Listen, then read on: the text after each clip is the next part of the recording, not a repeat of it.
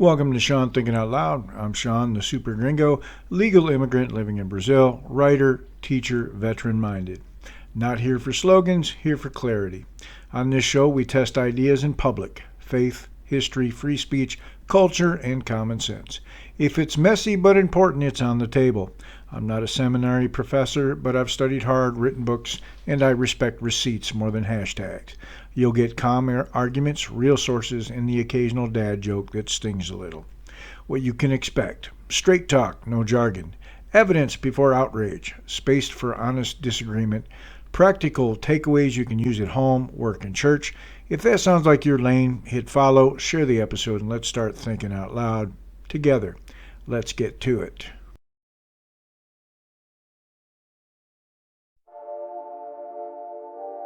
Welcome to the noise in my head, where ideas spark like lightning threads. No script, no map, just let it flow. Thinking out loud, let's see where we go.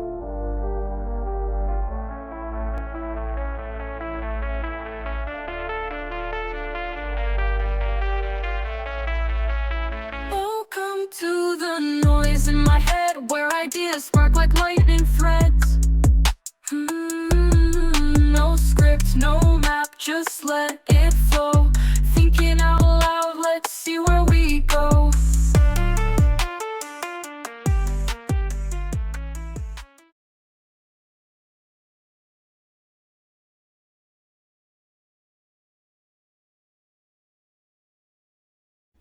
I'm Sean Armstrong, also known as the Super Gringo, and this is Sean Thinking Out Loud. Today is November 12th, 2025, and I want to walk you through a comment thread from one of my book ads. The book is called The Bloodstained Banner, a look at the failures of socialism and communism. This is what people decided to post under that ad. First comment from Illicit Media Productions. Please remember to buy more hats and flags and shirts. Donald Trump needs more of your money. That's under an ad for a book. Not a hat, not a flag, not merch. A book. My reply as the Super Gringo: really? Because he's taking less of your tax money, you moron. You said that just like they taught you. Good boy. Then I posted the text: IRS data shows Trump's tax cuts helped the middle class the most, and I dropped in the explanation of the Tax Cuts and Jobs Act of 2017 how it cut rates, doubled deductions, and how IRS census and Federal Reserve data showed middle class families benefited. Next, I commented, I've often wondered what a room temperature potato would sound like. I'm not wondering anymore. Then I posted another excerpt, this time from my work, How the Left Became Sufficiently Dumbed Down to Be Indoctrinated, a direct result of Gramsci's slow march through the institutions.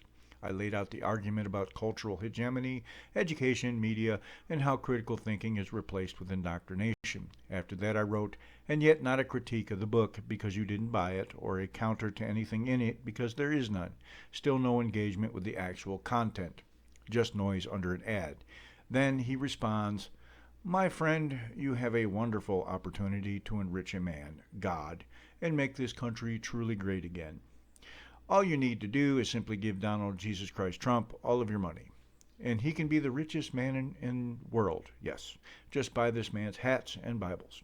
That's literally all you have to do, too. Then, dude, get a hobby, man, try getting laid, smoke some weed, drop acid, talk to a girl, man. You're embarrassing yourself, dude. Then, I'm going to get pussy now. Bye, Felicia. My reply, I'm not sure your mother counts. He comes back with, dude, I have 3 girlfriends, my man. Go to sleep, kid. Then, you MAGA virgins, OMG, LOL. And finally, my answer, Pornhub lubricant in a rubber glove doesn't count as girlfriends. And to close the thread, I posted another piece of writing, the evidence continues to mount. The unfortunate fact, the loony left don't know they're stupid. And then I laid out the section on the Dunning-Kruger effect about people who don't know what they don't know and react defensively when confronted with their own ignorance. Now here's the important note, since none of this was a critique of The Bloodstained Banner, a look at the failures of socialism and communism, and there wasn't a single substantive point about the book itself, I deleted the comment chain shortly afterward. It is, after all, an advertisement for a book, not a free therapy session for people who don't read. Once again, the book is The Bloodstained Banner, a look at the failures of socialism and communism. I'm Sean Armstrong, the Super Gringo. This is Sean Thinking Out Loud, November 12th, 2025. Thanks for listening.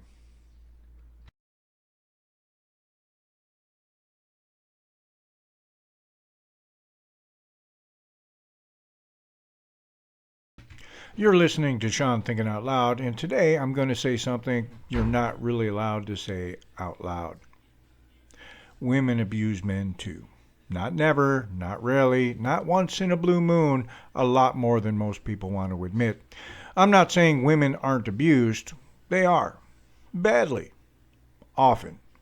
And it's evil when it happens. What I'm saying is this: the story is not as one-sided as we've been trained to repeat. We've built this cultural script that goes like this: man, potential abuser; women, potential victim. End of analysis. Shut up, don't ask questions. But when you start actually listening to guys in private, the picture changes. You hear about men being slapped, punched, scratched, hit with objects, threatened with false accusations, screamed at, degraded, controlled, having their money, kids, or reputation used as weapons. And when a guy finally cracks and says, "Hey, this is abuse," what does he usually get? Jokes, laughter, man up, bro, how can a woman hurt you? Or worse, well, what did you do to make her that mad? If the genders were reversed, those reactions would be condemned instantly. Here's the messy truth most people dodge. Abuse is not a male gene, it's a human problem. Some men are monsters. Some women are monsters. Some relationships are two messed up people hurting each other over and over again. And a lot of men live in those relationships silently because we've made it socially unacceptable for a man to say, "I'm scared of my partner," or "she hit me," or "she threatens to ruin my life if I leave." We've turned male suffering into a punchline. Think about how the stories are told in movies and on TV. Crazy ex-girlfriend throws plates, slaps her boyfriend, keys his car, screams in his face, laugh track. She's feisty. Queens don't take disrespect. Now imagine the exact same scene, but it's a man doing it to a woman. We'd call it what it is: domestic violence. The actions don't change, only the gender does. And somehow the morality flips. I'm not asking anyone to stop caring about women. I'm asking you to start caring about men too. Because here's what happens in real life. A man gets hit. He doesn't hit back because he knows one thing: if the police show up, he's the one going into the car, not her, him. He knows that if she decides to lie, he's going to lose more than just an argument. He could lose his job, his kids, his reputation, maybe even his freedom. So he eats it. He stays quiet. He lets the story be. Men bad, women victims, because the cost of telling his side feels too high. Here's the line nobody wants to cross. If you can't build a healthy society on selective compassion, if you only care about abuse when the victim is female, you don't actually hate abuse, you just hate a certain kind of abuser. If you actually hate abuse, you hate it when it's male to female to male, parent to child, child to parent, or mutual violence that just never ends.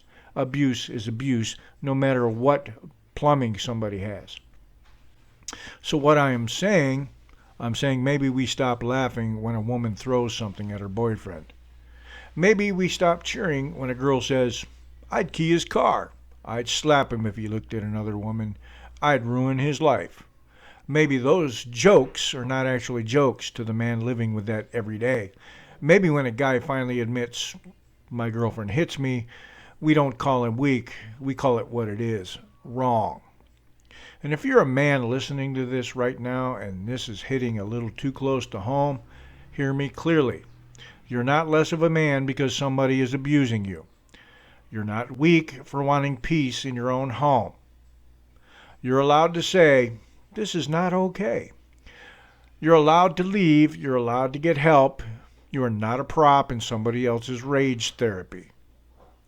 Women suffer from abuse. Men suffer from abuse. If we actually care about truth and about people, we don't get to ignore one because it doesn't fit the script we've been comfortable with.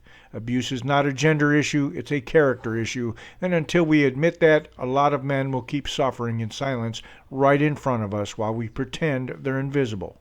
invincible. I'm Sean Armstrong, the Super Gringo. This is Sean Thinking Out Loud.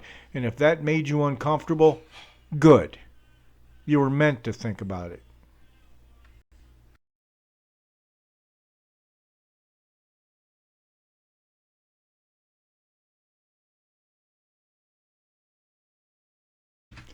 I'm Sean Armstrong, the Super Gringo, coming to you from Brazil as a legal immigrant.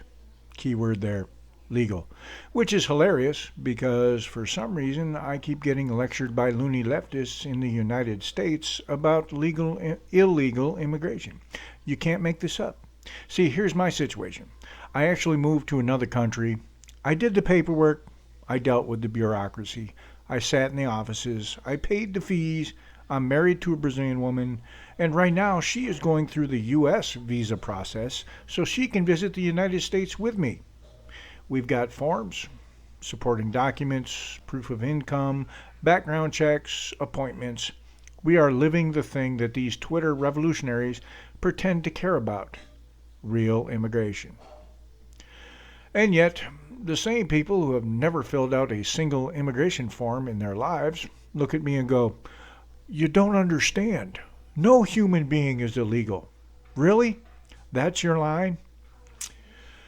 Let me explain something that's apparently shocks them. In Brazil, if you overstay or sneak in, it's not called a spiritual journey of borderless love. It's called breaking the law. Here, if you're here illegally, they fine you per day for every day you're in the country without status. Then they deport you. And you know what? Nobody here is standing in the street screaming that the word illegal is violence. They just call it what it is, against the law. So picture this. I'm a legal immigrant in Brazil. I've got my documents, my ID, my status. My wife is literally jumping through every legal hoop to visit the USA the right way. And some guys who's never left his own time zone is on the internet telling me, "You don't get it, man. Crossing the border without permission is an act of desperation. We should just let them stay." And I'm sitting here like, buddy, if they didn't break the law, they'd have what I have. It's called a visa. It's called a passport stamp. It's called doing the process. You don't climb through a window and then demand to be treated like you came through the front door. The best part is when they try to explain immigration law to me. I'm an immigrant. I actually live the thing. You turned into a hashtag. I've sat in the office with the bored bureaucrat who holds their life in a folder. I've waited months for decisions from invisible government penguins stamping papers in the back. Meanwhile, this guy standing in line at Starbucks with a soy latte and a Che Guevara shirt is telling me borders are a social construct, bro. Really? Tell that to the person who gets stopped at the airport because their visa is expired. Tell that to my wife who has to prove she's not a criminal, not a flight risk, not secretly moving in forever just to get permission to visit my country. If borders are fake, why are we filling out this mountain of very real paperwork? Here's how ridiculous it gets. According to the loony left, if you sneak into a country, overstay, ignore the law, you're brave and oppressed. If you follow the law, file paperwork, wait your turn, and say, maybe, just maybe, countries have the right to decide who comes in, suddenly you are the bad guy. I did it legally, my wife is doing it legally, and that somehow makes us the villains in this story. We're the ones lacking compassion, according to people who could personally call the cops if 3 strangers slept in their yard without asking. And here's the kicker. The same people yelling, "Let everyone in," also support governments that lock down their own buildings with metal detectors and guards. Try walking into their office, their school, their favorite politician's event without permission. You'll find out real quick how open borders they really are.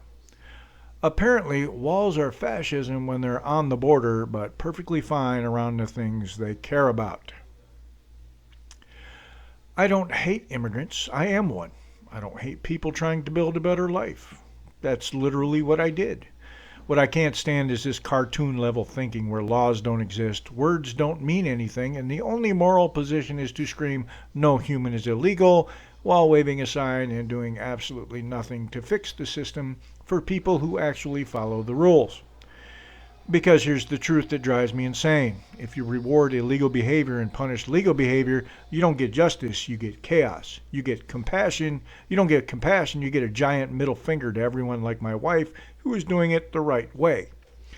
So when some loony leftist tries to lecture me about illegal immigration to the United States while I'm a legal immigrant in Brazil, married to a woman who's actively going through the US visa process, I just smile and think, you don't even know how ridiculous you sound. You're trying to teach algebra to the calculator. I'm Sean Armstrong, the super gringo. I'm a legal immigrant in Brazil. My wife is doing it legally to visit America, and if that offends you more than people breaking the law and skipping the line, you might just be exactly the kind of person this episode was talking about. This is Sean thinking out loud.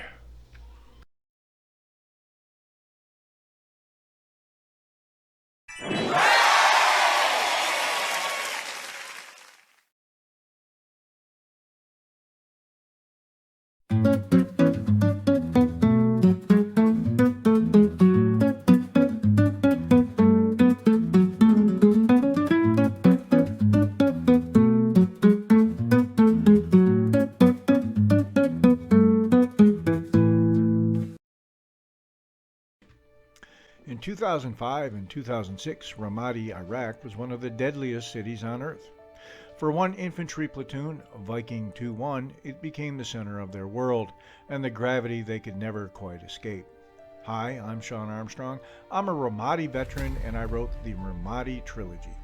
These 3 books follow a single platoon through one of the nastiest corners of the Iraq War and the long, uneven road of carrying those echoes home. Book 1, Into the Gray City. Orders drop, a mixed bag of citizen soldiers and regulars thrown into a war they only thought that they understood.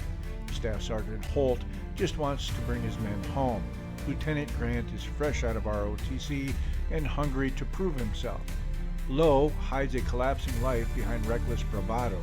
Scribe tries to make sense of it all with a notebook and dark jokes. In Ramadi, the maze, Ambush Alley, streets seeded with IEDs, first patrols turn into first blood, and the idea of a clean, simple war dies fast. Book 2, House to House. The strategy shifts. Get off the big bases and live inside the city. Viking 2-1 moves into a combat outpost in the heart of the fight, clearing rooms, holding rooftops, defending places like the government center brick by brick. Lowe's legend grows along with the bounty on his head. Scribe keeps writing as the city closes in. Yusef, Steve, an engineer turned interpreter, stands between Americans, insurgents, and his own tribe. Every house they take takes something from them in return. Book 3, Echoes in the Dust. Just when they're ready to go home, their tour gets extended. The city is quieter, but not safe. They walk the same streets they once fought through, backing up Iraqi police, hunting bomb makers, trying to help their partners stumble towards something like stability. And when they finally hand Ramadi over and come home, the war doesn't end. It just changes zip codes. Holt can't turn off his 5s and 25s on American streets. Grant has to package Ramadi into tidy lessons learned. Lowe battles Quartz, his temper, and the rat persona he built to survive. Scribe wrestles with how much truth the world and his friends can handle. And Steve embodies the side of the war most Americans never see.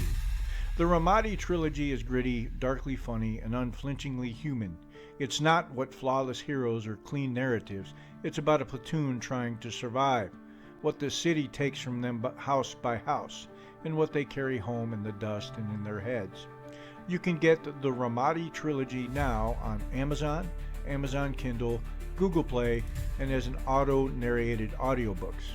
If you want a war story that doesn't flinch, that doesn't clean it up for you, this trilogy is for you. Search for Ramadi Trilogy by Sean Armstrong and start with Into the Gray City today.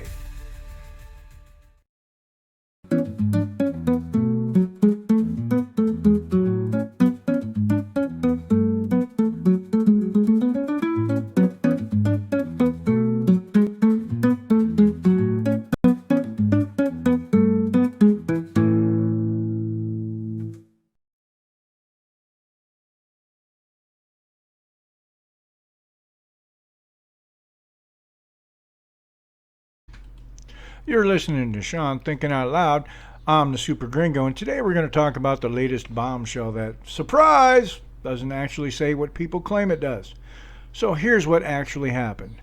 House Democrats released a batch of Jeffrey Epstein emails from 2011 and 2019. That's the starting point. Not a conviction, not a court finding, not a sworn confession from Donald Trump, just Epstein's emails. And in those emails, Epstein claims a couple of things. Number one, he says Trump spent hours at his house with one of the girls who is now recognized as a trafficking victim. Number two, he claims Trump knew about the girls and that Trump supposedly asked Ghislaine Maxwell to stop certain behavior, like recruiting girls from Mar-a-Lago. Those are the two big lines everybody is screenshotting and screaming about.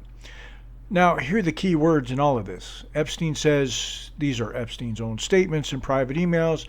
They are now being used as a political weapon. They are allegations, not proven facts, not a jury verdict, not a ruling that Trump helped Epstein traffic anybody. You'd think that distinction would matter. Apparently it doesn't, at least not on social media. So now you've got people online yelling, an email came out this morning proving Trump helped Epstein. No, that's not what we have. What we have is, true, new email surfaced where Epstein claims Trump knew about the girls and spent time at Epstein's house with one of the victims. Not shown direct evidence that Trump actively helped run the trafficking operation. The last part, Trump helped Epstein, is an interpretation, it's spin. It is not what the emails themselves clearly establish. And before anyone starts foaming at the mouth, even the coverage points out that Trump's team is calling this a straight-up partisan smear. They're also pointing to something most of the screaming crowd conveniently ignores. Virginia Giuffre, one of the most well-known victims in the whole case, has publicly said in the past that Trump never abused her. You don't have to like Trump to at least admit that detail doesn't fit neatly into the "this proves he helped Epstein" narrative. Let me be crystal clear here because the internet doesn't do nuance. Jeffrey Epstein was a monster. Anyone who abused those girls deserves to rot.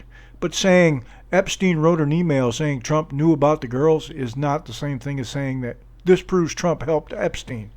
One is evidence of what Epstein said, the other is conclusion somebody wants you to jump to. Evidence and conclusion are not the same thing. And if you blur the line on purpose, you're not informing people, you're manipulating them. Ask yourself this. If a Republican released a stack of private emails from some dead criminal claiming that a Democrat knew about something horrible, would the media run with, see, this proves it? Or would they say, these are unverified statements from a deeply compromised source with every incentive to lie, exaggerate, or drag other people down with him? Because that's what Epstein was, a man with every incentive to name drop, boast, and spread blame around to powerful people. You don't have to be a Trump fan to understand basic logic. Epstein said it does not equal it's automatically true.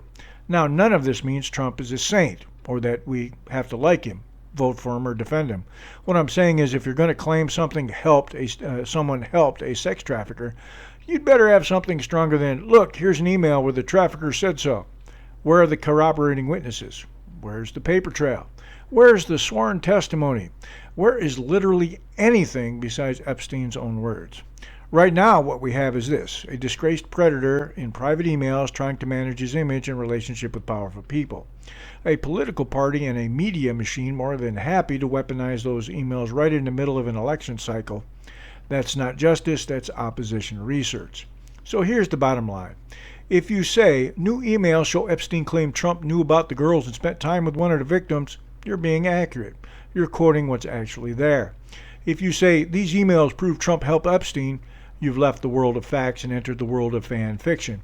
And if you can't tell the difference between evidence and the story you want the evidence to tell, you're not thinking, you're just being programmed. I'm Sean Armstrong, the Super Gringo. This is Sean Thinking Out Loud, reminding you that allegation is not the same thing as proof, no matter who you love and no matter who you hate.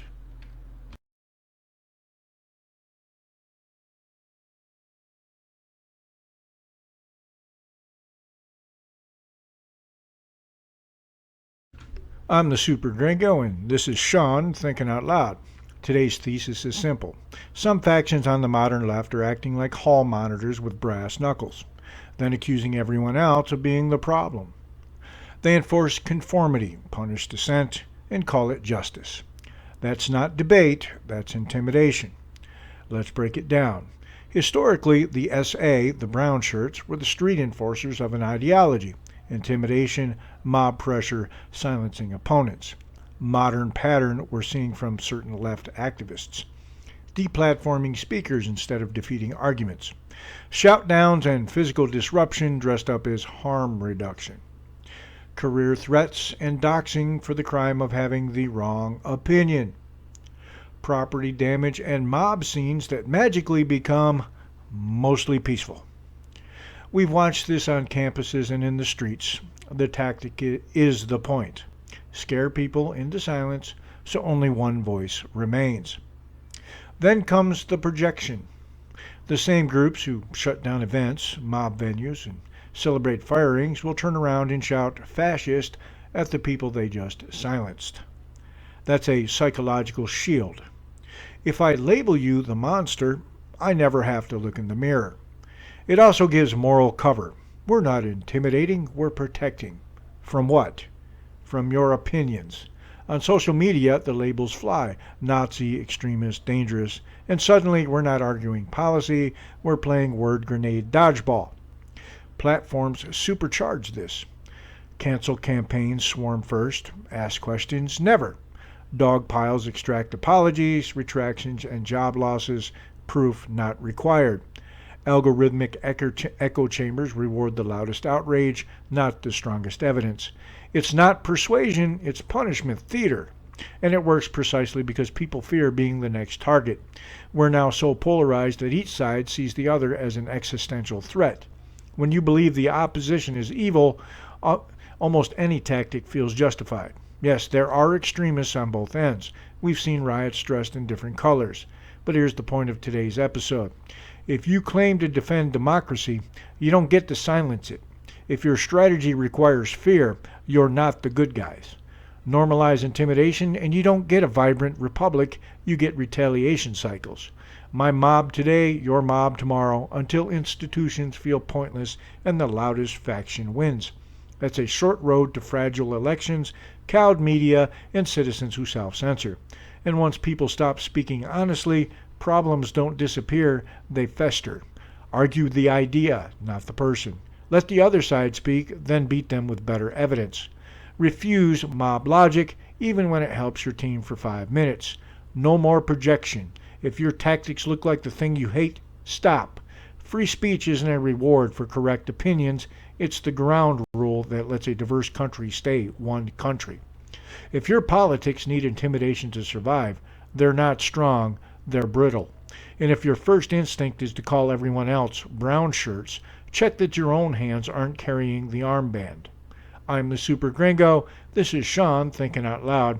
Thanks for listening. Now go win arguments the old-fashioned way, with ideas, not mobs.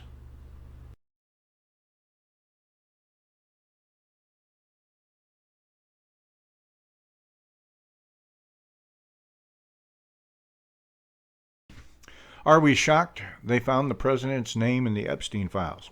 What did we expect? They were neighbors, they ran in the same circles, and both hired a lot of local young staff for their homes and clubs.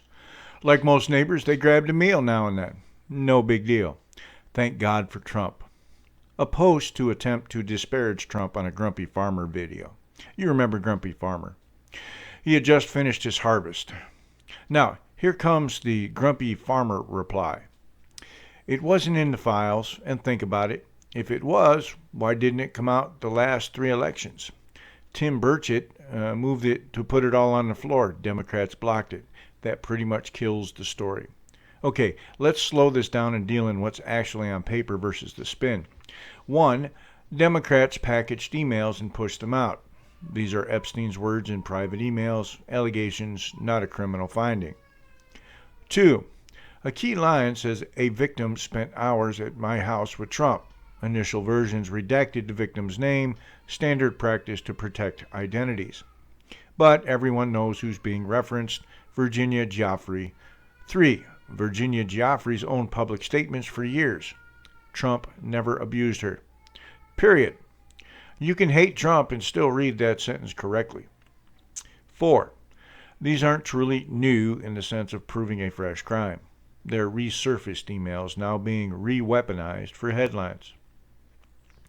5, and for context, those emails also touch Prince Andrew and that infamous photo with Giuffre, Epstein himself indicating it was real. Funny how that part gets less airtime when the goal is to splash Trump's name. So if someone tells you, "This morning proves Trump helped Epstein," that was overstating it.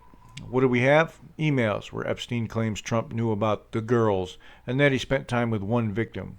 What we don't have is direct evidence Trump helped any trafficking operation. Evidence versus interpretation.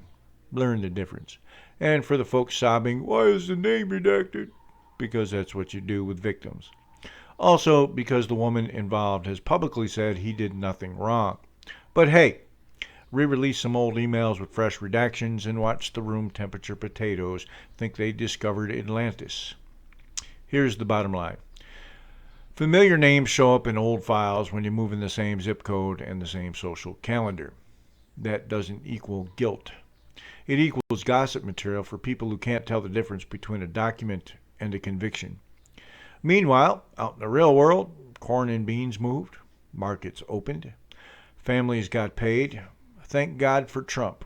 I'm the Super Gringo. This is Sean thinking out loud.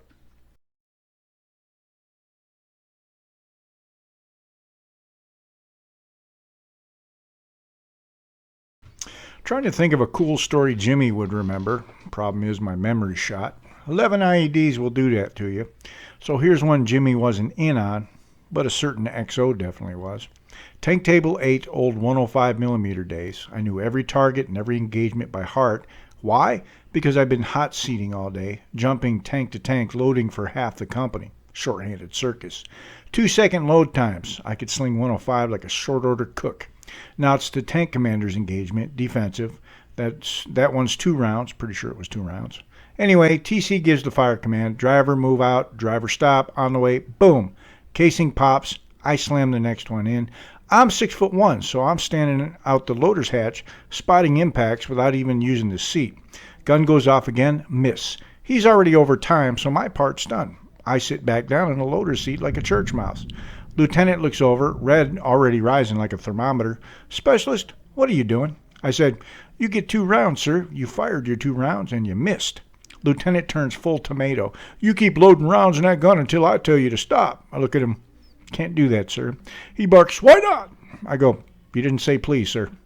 Look, 2 things were true. 1, it's a 2-round engagement, rules are rules, especially when you're over time. 2, I wasn't about to let a butter bar burn extra rounds and rob the gunner of points on another engagement that they could get points on in Q1. See, I was thinking. Also, you say please, I'll load the entire ammo rack in under a minute. That's Tank Table 8, where manners matter, misses add up, and your loader might be the only adult on the tank. This is Sean thinking out loud. By the way, that crew qualified first time. I was also loading on the tank that took Top Gun that year.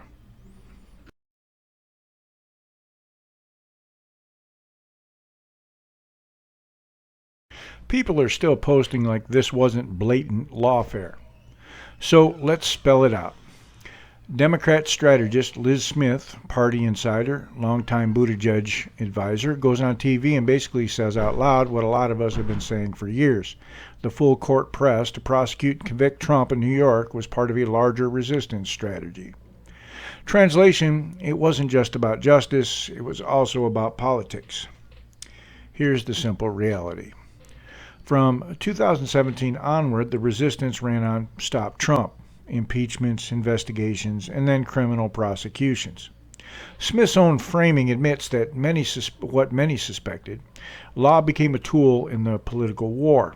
And yet, even after all that, he still won, which tells you something about how spectacularly the get him through the courts plan backfired. Now, 2 things can be true at once. If someone breaks the law, they should be charged.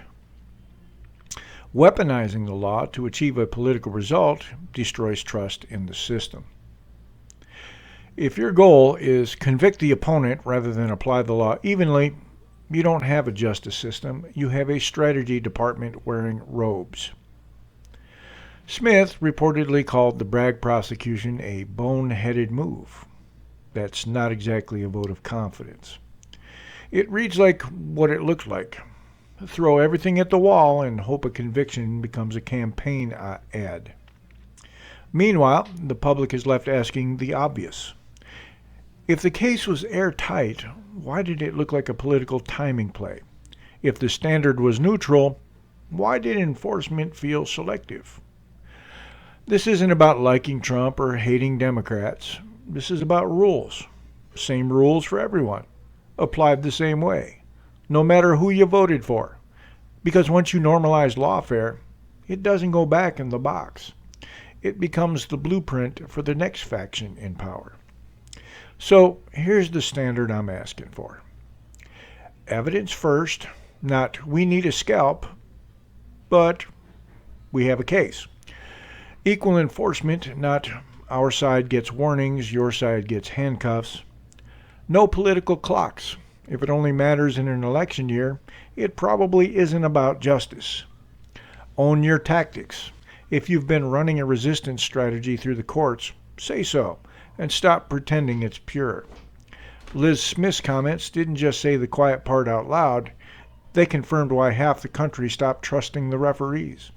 If you care about the rule of law, you don't bend it to beat your opponent. You protect it so the country survives the fight. I'm the Super Gringo. This is Sean thinking out loud. Do justice, not lawfare.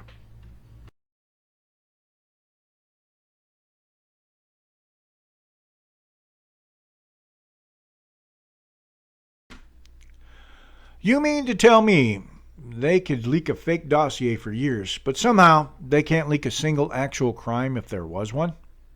Make it make sense. Let's walk through the Epstein mess like adults and leave the slogans at the door. Question 1. If leaks are the media's favorite sport, why no leak of a real, verifiable Trump crime in Epstein's world? Question 2. Why did the Clinton State Department reportedly rent Epstein an apartment in 1996? Question 3.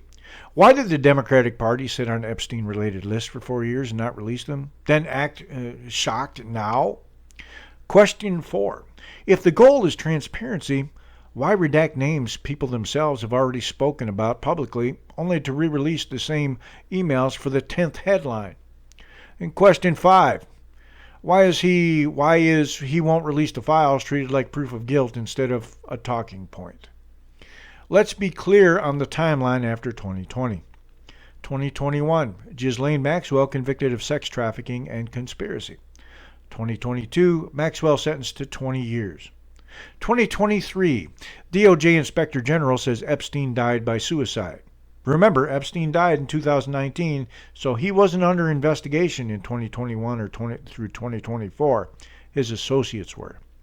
A federal judge moves to release hundreds of pages from the Geoffrey versus Maxwell civil case. 2024, Florida allows release of records tied to Epstein's 2006 Florida case. A Palm Beach judge releases material showing prosecutors knew of teen victim testimony before the 2008 sweetheart deal. Congress flirts with a victim's notification bill after the fact. So yes, documents came out, but they don't equal new criminal proof against Trump. Now, the inconvenient quotes. Michael Wolff reported that Epstein believed Trump tipped off police back in the 2000s. Ghislaine Maxwell told the DOJ she never saw Trump act inappropriately and described him as a gentleman in all respects. Not that I care what a convicted felon says. Virginia Giuffre has reportedly said she never saw Trump abuse anyone and never claimed he had sex with any of the girls. And yes, newly surfaced emails include Epstein claiming in 2019 that Trump knew about the girls and that Trump spent hours with one victim, while also writing that Trump never got a massage. Those are Epstein's words, not a court finding. So let's separate it. What's true? Emails exist where Epstein claims Trump knew and spent time with the victim. Some high-profile accusers and Maxwell say they didn't see Trump abuse anyone. Some early voices, like Maria Farmer, told law enforcement to look at everyone in the circle, Trump included. That's look at everyone, not a criminal accusation. What's not shown? Direct, admissible evidence that Trump participated in Epstein's trafficking. Sworn testimony of a specific criminal act by Trump. Documents showing Trump helped the operation. If you've got charges, sworn statements, documents, and dates, bring them. If all we've got are headlines, cherry-picked emails, and pure hatred for the man, that's not evidence, that's a narrative. Also, history check. Who arrested Epstein? Trump's DOJ. July 2019, FBI NYPD task force at Teterboro, indicted by SDNY in federal sex trafficking and conspiracy charges. Whatever you think of Trump, the only time Epstein finally faced serious federal charges was under Trump's Department of Justice. That's a matter of record. So here's my standard. Simple enough for everyone. 1. Release all the files. Unredact responsibly, protect victims, but stop the politicized slow drip. 2. Show the proof. Not vibes, not headlines. Not everyone knows. Charge real crimes when evidence exists, and stop inventing crimes when it doesn't. If Wolf says Epstein thought Trump ratted him out, Maxwell says he was a gentleman, and Joffrey says she never saw abuse, then either present evidence that overcomes that or admit this particular claim is speculation. You can love Trump or hate him, but on this issue, the honest position is this. No public evidence he took part in Epstein's crimes. Survivors deserve full transparency and the full release of the files. Until then, spare me the sermons. Show the proof or call it speculation. I'm the Super Gringo. This is Sean, thinking out loud.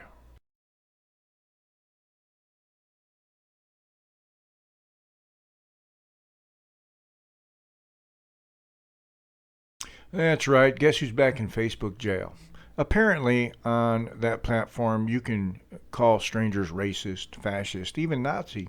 People you've never met, but if you clap back by calling a retard, suddenly you violated the sacred vibes. Here's the thing. Words mean things. If you're going to throw the heaviest labels in the dictionary like confetti, don't act shocked when someone returns serve. And yes, I'm talking about the loony left. Racist, approved. Fascist, approved. Nazi, approved. But if you call someone a retard, not learning disabled, that's different. They're trying. The retarded aren't. Red card. 10 minutes in the penalty box. Your algorithm timeout. I've always wondered what a room temperature potato would sound like. I'm not wondering anymore. So here we are. I'll do what I always do. Tell the truth, crack a joke, pay the band tax, come back stronger. If you want actual arguments instead of auto-generated outrage, you're in the right place. Welcome back to Sean Thinking Out Loud. I see the banner come, Facebook jab again. I haven't posted nothing since I don't know when. I'm stuck in Facebook prison. I broke a liberal's heart. I posted a bunch of facts and blew their world apart. I see the memes are scrolling. I can't share one. There's one about your mother and one about my gun. Because of crying liberals, 30 days I got the liberals crying. It don't take a lot.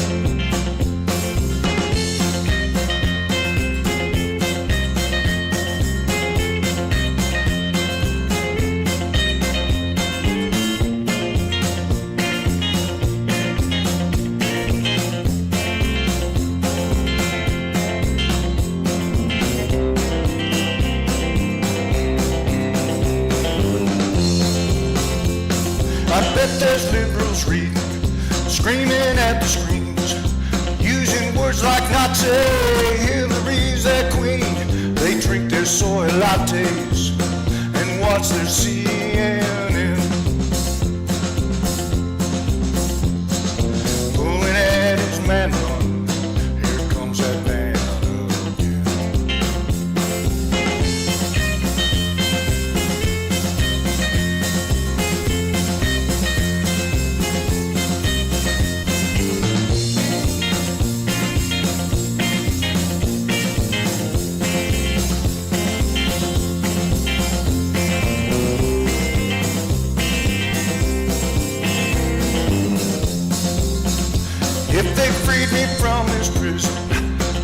would reoffend. In the next election, you're gonna cry again. We think your tears are funny, and you're screaming too. The facts that I'm posting are gonna trigger you.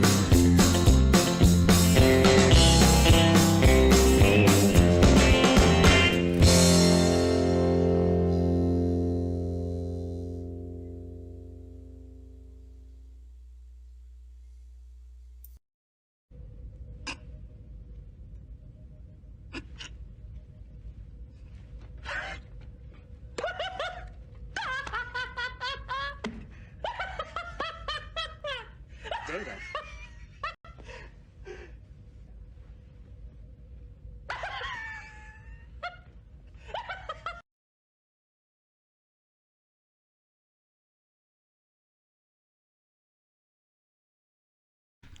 So I had a keyboard warrior do what they always do when they can't keep up on the facts. They went after my service. He dug up an old Facebook profile I can't access anymore. At the top it says Life in the Fast Lane. Right under that, Basic Military Emergency Management Specialist S4, which I was, in the New York Guard. Not the active duty Army or National Guard. Quick primer, if you Google the New York Guard, you'll see it's all volunteer. You don't join for the paycheck, there isn't one.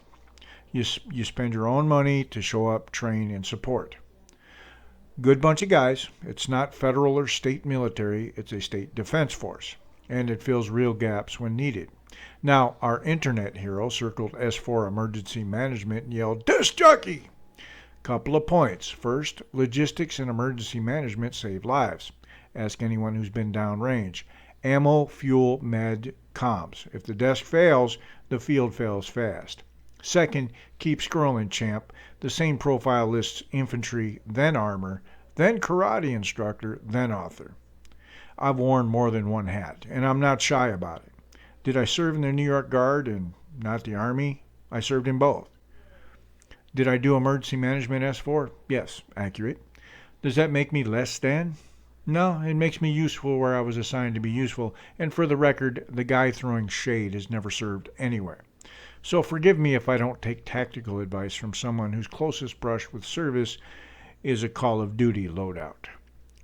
Here's what I'll do when I get back that old account back. I'll clean up the work history, highlight the parts he missed, and yes, I'll make sure it actually promotes my books. Crazy idea. Use a profile to show what you really do. Bottom line, I show up, I do the job, I tell the truth, even when it doesn't fit the meme. If you're here for arguments that hold up and not just drive-by insults, stick around. I'm the Super Gringo. This is Sean thinking out loud. Let's get back to the substance.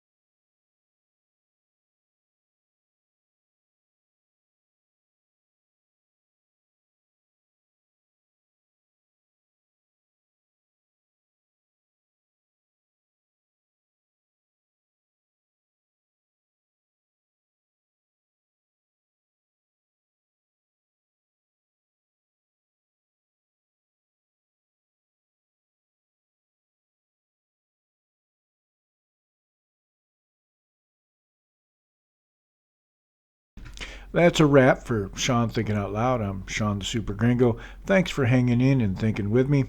If this helped, do the three things to keep the show alive. Follow, share, and drop a comment with the part that hit you. Want more? Grab the books in the notes. Reclaiming Our Ideals, The Intellectual Journey, The Echoes Trilogy, and The Blood-Stained Banner. If you're learning English in Brazil, start the American English at Home playlist tonight. We don't do slogans here, we do clarity. Think clearly, love your people, stand your ground. I'm the Super Gringo. This was Sean Thinking Out Loud. See you next time.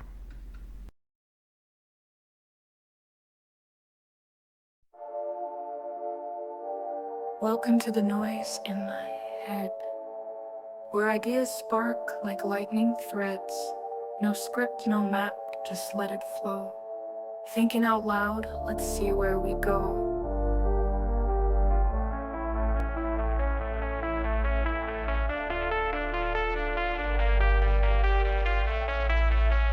Welcome to the noise in my head, where ideas spark like lightning threads.